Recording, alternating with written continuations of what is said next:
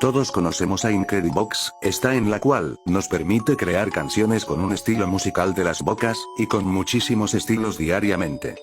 Pero, bien sabemos que en este juego en realidad no vamos a hablar acerca de este juego, sino que vamos a hablar un mods pero bastante aterrador, su nombre es Express.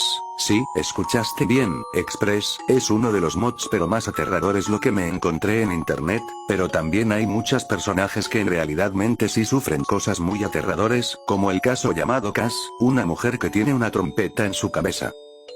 También el caso de Judith, también es una mujer, con ropa de niñera, pero se enamoró de Klaus. Si este video es un apoyo amigos, les voy a subir vídeos para ver de qué trata, también sígueme en las redes sociales, si este like llegaré a más de 50 like, ahorita les voy a mostrarles más de estos vídeos de estos personajes de Incredibox. Yo me despido, adiós.